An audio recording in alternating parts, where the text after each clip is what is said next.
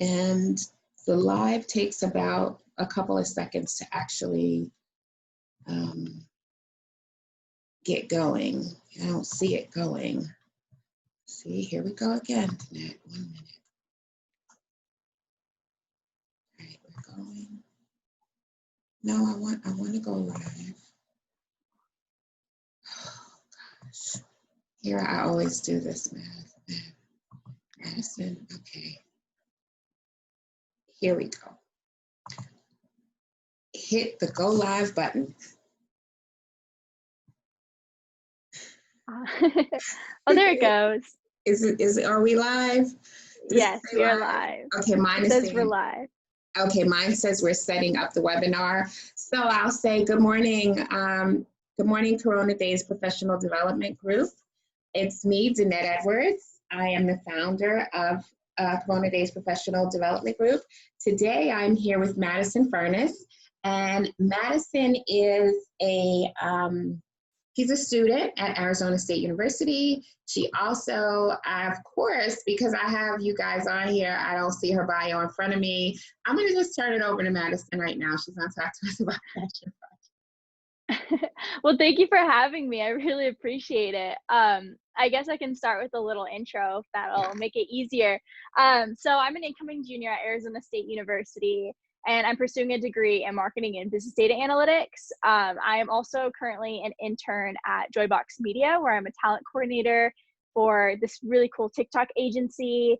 And I am now a co-host of the Getting Golden podcast, which I will go into talking about throughout this whole live. So I wanted to talk to you guys today about passion projects, because that's something I'm absolutely inspired by, is when people talk to me about their passion projects and things they've started. So when I entered my freshman year of college, I could not tell you what a passion project was. A lot of people would come in talking about side hustles and passion projects, and I was like, what does this mean, right? I've heard these words before, and I didn't understand like what it meant to have a side hustle or a passion project. So one thing that I knew I enjoyed doing, and I started going to once I entered college, was conferences. And this is a small thing that I really liked doing. And so through the American Marketing Association, which is one of the organizations I'm a part of on campus, I actually went to a couple different conferences. So each year we went to New Orleans, which was super fun. If you haven't been to New Orleans, highly recommend. As soon as all of this is over, go check it out. We went to this conference there for marketers from all over the world, and they're all students just like me. So my first year I went in as a freshman, and everyone was like juniors and seniors and had some crazy experience in marketing, and were telling me about all these side hustles they started and all these companies they were working for, and I was just amazed, right? And I happened to connect with this recruiter there, and he was from Dow Jones and the Wall Street Journal. And so I ended up getting this card from him to unlock a free subscription to the journal. And this was really cool because, you know, I was super excited. I was like, oh my goodness, the Wall Street Journal, you know, super pumped up little freshman. And then I took it home, signed up for the journal, then realized, hey, like, why can't I unlock my subscription? Like, I was told I would get a free subscription. So I emailed him and found out that ASU, my school, did not have a partnership with them. And I was like, okay, this is interesting. And so I asked him, you know, could we do something about it? Like, I don't know what to do, but can we start a partnership? And he's like, sure, I'd love to. And I had no idea what to do at this point. So I emailed all my advisors and everyone I knew in the AMA that I was in. And soon enough, we got a partnership. A few weeks later, ASU announced a partnership with the Wall Street Journal, and over 70,000 students here at ASU had a free subscription to the Wall Street Journal. And I was like, okay, wait a second. I love going to conferences. I told my story. I met with this recruiter. I fostered this amazing relationship and ended up benefiting 70,000 plus students. That's crazy, right? Yeah, so I was like, what can I do with this? Yeah, I was like, what can I do with this? Because clearly I did something. So it didn't click right away. And then I went to a couple more conferences. I went back to New Orleans the second year of the conference that they held. just attended, I competed in marketing, did all these really cool things, but I was like, I just want to start something, right? I want to go back to that partnership that I fostered. I want to do something about it. So I started looking into passion projects. And at the time, I realized that I liked conferences because I got to meet new people and I got to travel. So I looked into studying abroad and all these things. I ended up going to China and studying abroad. And I went to a conference up there. And then I came back and realized, why don't I write about it? So I wrote about it. I did a couple blogs about traveling. I created like these really fun videos. At the time, I had an Android, so the quality was not as great as most people would have expected. But I created these really fun videos and I loved it. I enjoyed it. It was extra work for me, but it didn't feel like work because it was something I enjoyed doing. So I then came back to the school, and there was a really fun program where you get to teach a class of incoming freshmen. And so I ended up teaching this class, and one day I got to pick whatever lecture I wanted to teach. And it was like a really simple business course. We would just teach them like professional dress, all these things. And then they allowed all the students who were the facilitators, the teachers, to teach whatever they wanted. So I was like, no one talks about studying abroad, especially as a freshman. I'm going to talk about my experience. So I did, and I showed them my video and my blogs, and they loved it. And they're like, we wouldn't have even thought to study abroad if we didn't see like this proof of you going. And I was like, okay, wait, what can I do with this? And I was like, I told my story again, and it still made an impact on people. So I started doing that as like a little side hustle. I would write blogs for people. I would do all these things, and I didn't really go anywhere with it, but I was like, I still love doing this. I love sharing my story. I love meeting new people. I really need to find something that's for me. Fast forward a few months later, February of this year, actually, I went to a conference in Las Vegas, another conference. There's a recurring theme there. But for AKSI, it's a professional business fraternity. I recently joined that, and it's a really great organization to kind of connect with people and grow personally and professionally. So I went to this conference, and I fell in love with the speech that this guy gave.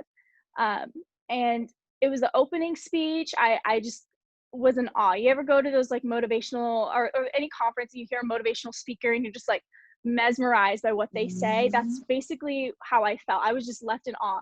Come to find out, he had a workshop on top of the opening speech. So I immediately went to the workshop. I signed up. I sat in the front row. I was super excited.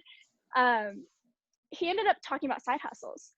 And here I was like, okay. And things started clicking. And he was like, I remember him telling me, you could get paid to do the things you love. And I was like, what do you mean? And so then he was talking about, if you like to walk dogs, right? You could get paid to go out and walk people's dogs for people who, might not have time to take care of the dogs. It's almost like babysitting, how people get paid to babysit. You could get paid to code websites for people or to do graphic design, something you love. You can just do it for someone else, and you can turn it into like a little side hustle. And I was like, well, I'm not really monetizing the blogs and the videos I have right now. And so he asked for volunteers to share, something they love doing. And so I raised my hand and I told him about the blogs and the videos that I did with China. And he was like, come speak to me after this. And I had no idea where this was going to go. So after the workshop, I went and spoke to him. And he told me, I want you to write me a blog about Vegas. He's like, we're here in Las Vegas at this conference.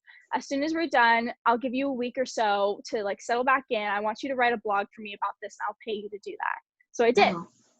And I didn't really know what to gain out of this. And so I wrote him a blog, and he paid me to do that. And then he eventually asked me, no, do you want to do other projects? You seem really passionate. Like, what do you want to do? And I was like, well, I really love TikTok. And it's like a fun little like quirky app that I just love. And he was like, okay, well, I need to promote this course. Like, I will actually pay you to like create TikToks to help me with this course. And I was like, okay, like this is cool. So I ended up finding my little niche. And in the meantime, I remember that I connected with this other girl at that conference where I met him. And her name was Caitlin. And she had this really cool side hustle that she also talked about in the workshop. And she had this thing called Card Plus.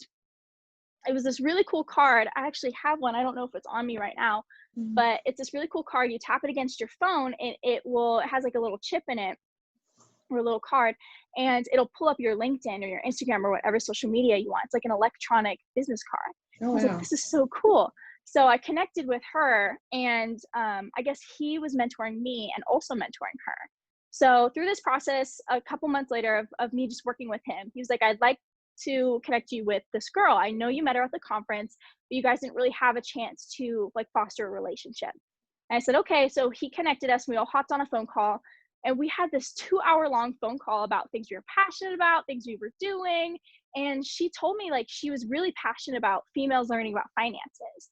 Mm. And she loved the finance industry, learning about that. And I was like, okay, what can we do about this? And we sat there and realized that, you know, I love creating content. I love video production and writing and, you know, sharing my story with people and sharing other stories and connecting. And that's something that was my little niche. That's something I enjoyed doing. It was extra work, but I loved it. And she loved speaking out about finances and issues that women didn't really know about. So we wanted to kind of come together with our passions. And soon enough, Getting Golden was born. And she's actually my co-host for this project. And we got together, we started writing things down. We started this podcast, and we kind of call it a brand, I guess. Technically not a brand, but it's like a really fun thing to do. And we have a whole Instagram for resources for women. And so we call it a podcast for women by women to help women shine in all aspects of their life. Hence Oh, the I name love Getting it. Golden. Yeah. And yeah, no, it's a really fun thing. And so that's kind of how our passion project came to be. And I ended up leveraging it to the best of my abilities by meeting so many people. And in all honesty, I have no idea what I want to do after graduation. I thought I knew what I wanted to do. You know, Joybox is really fun. I love it. And it's like very close to like what I want to do. But it wasn't until I found Getting Golden to where I was able to meet so many people that told me about all these different jobs they had, all these different, you know, career paths they took, the places they traveled, the experiences they endured. I had no idea until they talked to me. And through this podcast, I figured out, you know, a path that I want to take and people I want to talk to and like kind of where I want to go. And I would not have figured that out if I didn't start this. And that was really cool. And now I'm confident enough to say that we have over 300 plus boss women in our network Right. at Getting Golden. And it's only been alive for less than 2 months. Wow. And so it took me 2.5 years to figure out my passion project, but it was absolutely worth it. And I had multiple projects in between, but this was the one where I'm like, okay, this is it. This is the one I want to like nail on the head and hone in on and focus on, because this is what my passion was. I know that's like a very long-winded story, but I hope that kind of helps for anyone who's like worried about a passion project. It might not even be your first one or your second one, but once you find it, you'll feel it and you'll know that this is it for you. So a passion project, just kind of going over like the questions I promised to answer. A passion project is anything that you want to work on the side. It can be anything that's outside of your typical job, like an outlet. It can be a resource. It can just be like a fun hobby. It could be like a side hustle where you're trying to monetize it. Anything you want that you want to work on, that could even be a resume boost, which is a really cool aspect of it. You can start it basically just by starting anything. So I didn't know what I wanted to do a passion project until I started doing things that I enjoy. You know, I tried creating a website. It's not that great. You can check it out on my LinkedIn. It's really slow, but it's up there. It's something I'm proud of because I did it, even though it's not, you know, perfect. I'm just proud that I did it. And one thing that I remember was MVP. My mentor told me this. He's like, it doesn't matter. It's called a minimal viable product. It doesn't matter if it's perfect. Just get something going. And I remember when we made our first episode for Getting Golden, he said, you need to launch it at 6 a.m. on this day. And that's it. Like at, I think it was my time zone, but you have to launch it at 6 a.m. my time zone at this date because we were all in different states. And I was like, okay, so we did. And sure enough, we launched it that day. It might've been an hour later than you wanted, but we got in on the deadline and it was not perfect at all, but I was just so proud because if he didn't push us, if we didn't have someone holding us accountable to our deadline, we would not have our passion project. So I would just say if you want to start one, just keep it consistent, set deadlines for yourself, and just start, because you're not sure, you don't have to make it perfect, and you might not be sure what you want to do, but if you just start and like try to find things you do, you'll find your niche. And pretty soon you can leverage it to find career success, kind of like I did. And it's a really good talking point. It's something that I feel comfortable sharing with a lot of people, and not a lot of people have podcasts. I figured that out, and I actually was entered into a community of podcasters, and it was a really cool talking point because I was able to say, this is my podcast. And then I heard about other people who have podcasts and learned about, their stories and their technical difficulties and all these really cool things. So it's an awesome icebreaker to have that too. And I also recently discovered that, less than 50%, I think it's like 45% of people have confidently stated that they have started a side project or a passion project or side hustle. So I hope that kind of helps. So like less than half of the population in the United States has launched a passion project. So that's pretty cool, because then you can be in that group of people who have had that project. And it's also a really good way to like relieve stress. I know I get a lot of like anxiety when I'm working all the time, because I work several different jobs. I have one at ASU. I have my internship. I help my dad sometimes with like his business. And now I'm just like, I get so anxious, and I'm sure a lot of people do, but with Getting Golden, I don't feel like I'm doing work. I feel like I'm doing something I love. I feel like I'm doing a hobby. It's almost like when you listen to music and you feel like your stress has gone away, like that's how I feel at the end of this. So I hope that kind of helps, but that's just like a little bit about my story of starting passion projects and why I think they're important. I have some questions for you. So Madison, of course people want to know, so you started this passion project, you didn't think that it would be monetized, but can you talk about some of that, like some of the benefits outside of it feels good and it's but what are the other tangible benefits of your particular passion project? So I know that you're the man that you saw. Is this the person who became your mentor who paid you for the blog? Yeah, actually, yeah. He's Okay. the one who paid me for the blog. Yeah, so my podcast is not even monetized. I think right now I'm making pennies. So like if that counts as monetization, but I don't really plan to make money off of it. Okay. If anything, like maybe later down the line, I know we talked about like selling like merch maybe later, because a lot of people have liked our designs. We definitely considered that, but at this point we're just kind of going with the flow. But as far as other perks and benefits for passion projects, specifically podcasting, if that's what you're asking, a lot of it, I've gained a lot of really cool skills as far as listening and speaking. So I feel a lot more confident when I speak. Even if I mess up, I feel like happy and just like calm. And it all came through practice. And of course I'm still going to mess up. I still say, but it all comes with practice.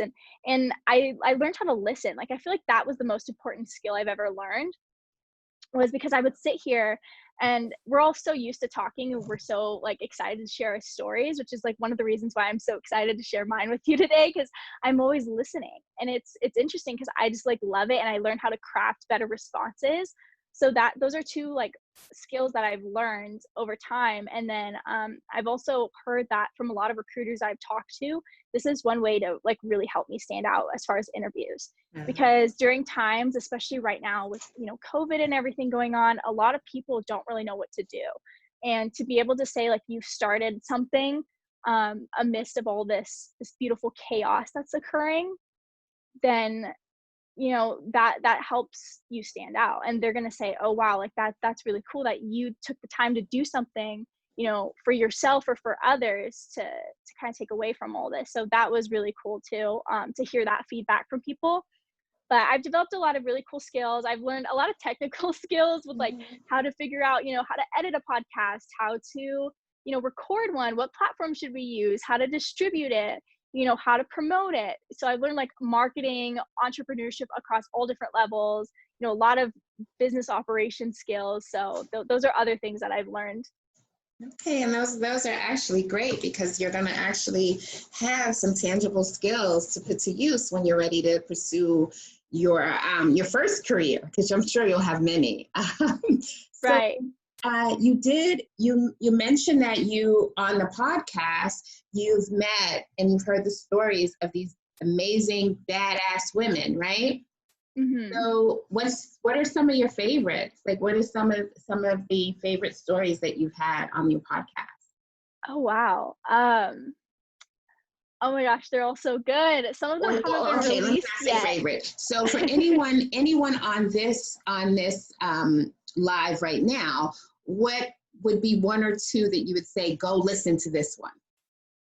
So I would definitely say our first one, not the introduction. I mean, if you want to hear the introduction, it's just like a shorter version of kind of what I just told you. Um, but the first episode is called Trust the Process. Amy Sun is the speaker on that one, and she is so cool. She's from Facebook, and she talks about how she graduated with 2 engineering degrees, but she somehow ended up in business operations at Facebook. She had no idea what she wanted to do. She went into consulting. She went through this elaborate journey to figure out where she wanted to be. And for me, that stuck out because I had no idea where I wanted to go. So, and that really helped me, remember that it's okay if I don't get my dream job right after I graduate. It's okay if I don't get my dream job in a year. Like I will get where I want to go. And so that was really cool. And then another one of my favorites is by PJ Olson. And this one's near and dear to my heart. PJ basically started her career again at the age of 50. And she worked in the music industry for over 30 years. And she worked for Mary J. Blige, Toby Keith, Elton John, like all these crazy cool record labels. And she was just the most optimistic person I've ever met. She got fired 8 times. Wow. She kept going. Yeah, she was like, I'll just work at the next record label. Like, I don't need you guys. And she just kept going. And I was like, what? And, once she did that, she decided that one day, she was sitting down, hunched over, and she's like, my back hurts. Like, I don't like sitting or living this sedentary lifestyle. Mm-hmm. But I don't just want to go to a gym. So she started her own called Restorative Strength to help people get where they were a few years ago, as far as like their health and stuff, in a matter of like 2 weeks. Wow. And it's really cool. So she started that at 50. So she's like, I've restarted my career at the age of 50. Like you could do anything at any age at any time. And I was like, that's pretty cool. So that's one of my favorites. That one's a longer one. We call it a special edition episode because it was just so much in one episode. And it was just a lot of really cool advice. So I would check out definitely our first one. And then the other one, our special edition episode with PJ Olson. All right. And it's, I love that you say, the one with PJ Olson. I haven't listened to it yet. I know you told me to, and I've just been busy, and I will. I did listen to the first one, though, and I loved it. I think I did tell you that I listened to the first one.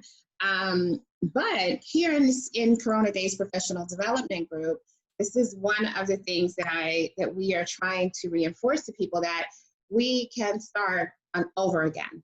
We can regroup, we can reset, whether it's because of COVID, unemployment, underemployment, I'm just not fulfilled, I want a new business, I want a business, that it's not too late, no matter who we are, whether we are African-American, Black, Latina, a woman, a man, no matter what gender we are, what sexual orientation or disability, that we can, the life that we have now, if it's not working for us, we can reset and we can do it over. So I love that you recommend the podcast with PJ. It's PJ, right? Mm-hmm, PJ. Yeah. And then I always get questions late. So guys, if you have questions, please just drop them in the live. So we here in Corona Daze Professional Development Group, we always have people come in who are different, right? But one of the things that I like to say is that we all have certain things in common, that we all come from marginalized groups. Would you consider yourself to be someone who's from a marginalized group? If so, why? From a marginalized group. Want me to give you a little bit of background on that? Sure. Yeah. I'm just So trying to think. so for our definition of marginalized groups are people who are marginalized. Maybe a lot of our group members are first generation college students. Or college or first generation college graduates. A lot of our members don't come from wealth, right? So we're marginalized by that. We're marginalized by gender, marginalized by sexual orientation or preference, sexual identification, marginalized by race, marginalized by education, and so those things that we're just not of a privileged group. And I want to know if you would say that you would define yourself as someone from a marginalized group, and if so. Yeah, actually, so I'm a first generation college student, Okay. and that has been something that I've struggled with in the first few part of my college years. And it's just one of those things where I've personally had a hard time explaining to others in my family of the importance of a lot of the things that I'm doing and the education that I have. And although they would never want to take that away from me, and they're really proud of me for doing those things, it's hard to not have like that group of people who understand.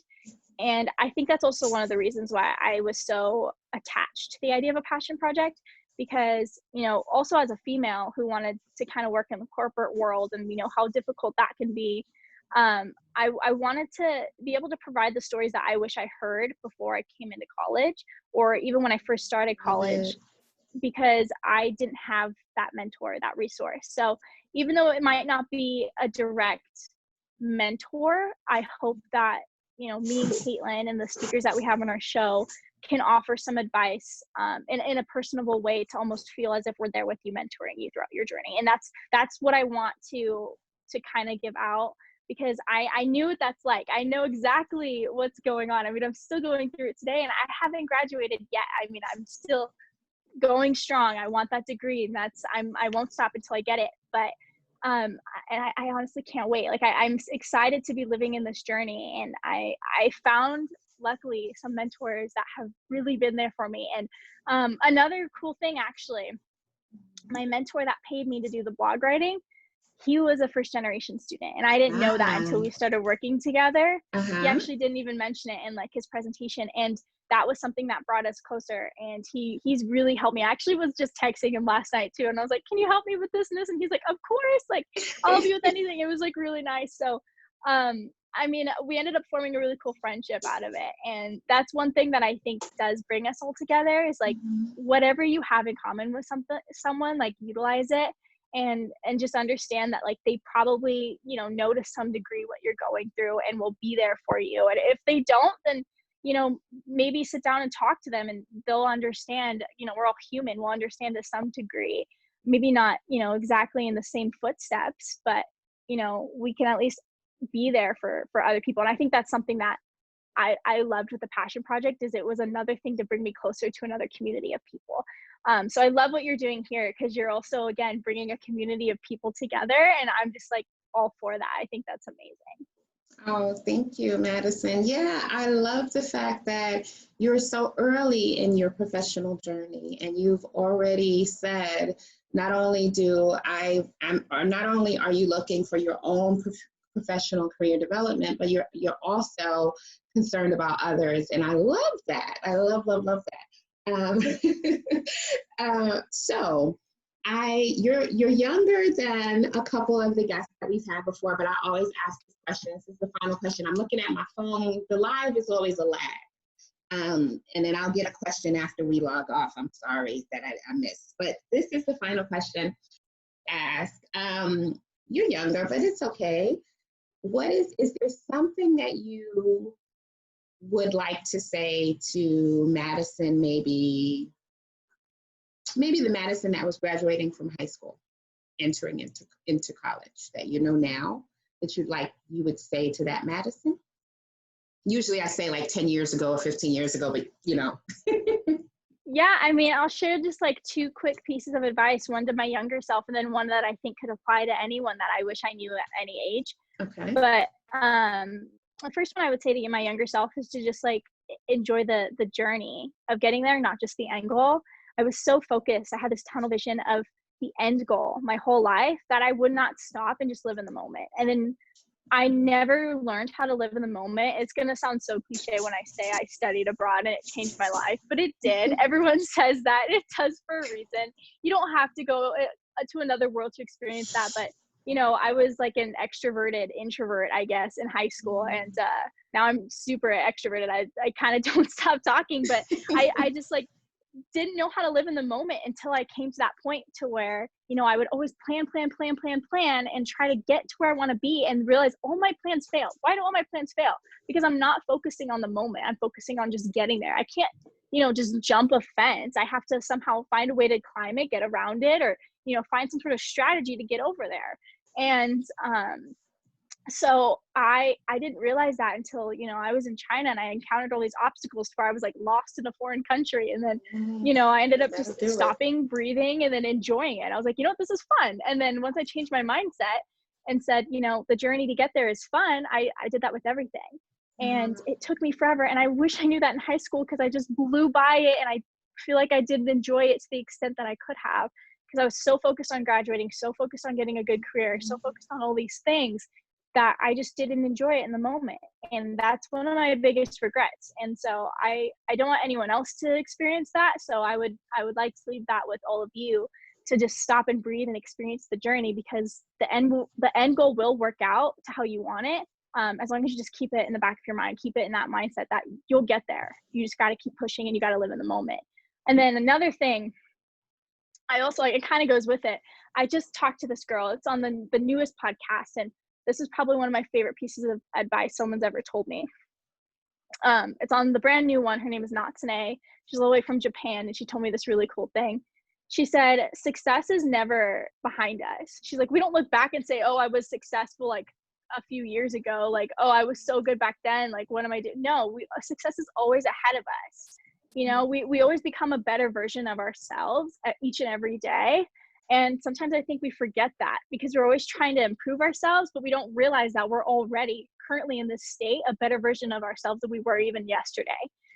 And that's something that's like, that can be difficult to always remind ourselves to do. So I have like little sticky notes on my wall. I have one that says like, it's no big deal. It's all about your mindset. And I always have one that's like, how do you see yourself today? And then, what are you looking forward to doing today? And so, like, for me, I was looking forward to speaking with you all today, because this is like one of my first speaking arrangements. This is really cool, and I'm super excited. So I had this, and that got me going throughout my day. You know, I had a difficult morning. I'm sure a bunch of you, I know, Danette, you just told me you had a difficult morning as well. Yeah. No, I had a crazy morning too. I literally got off of a work call and then went straight into this, and I was like frantic. I was like, I need to calm down. And then, you know, I took a look at my sticky notes, and I was like, breathe. Like, you're thinking about what's going to happen after. You're not thinking about what's happening right now. Yeah. And then, you know, you're already doing so many better things. Like, focus on what you're looking forward to.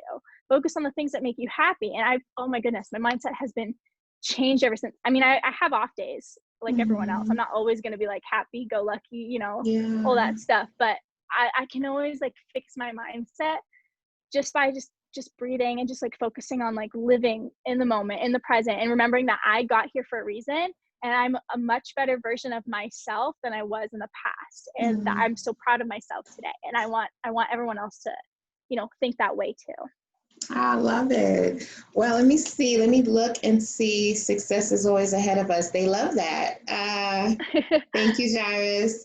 Of course, I'm going to see questions after you log off. So I will, if I have anything, I'll definitely email you. And I just thank you for coming and visiting with us today. Welcome to come again. You're welcome to also join the group or, you know, peek by. I know a lot of people don't do Facebook anymore. But you're definitely a friend of CDPD, and I thank you for joining us today. All right.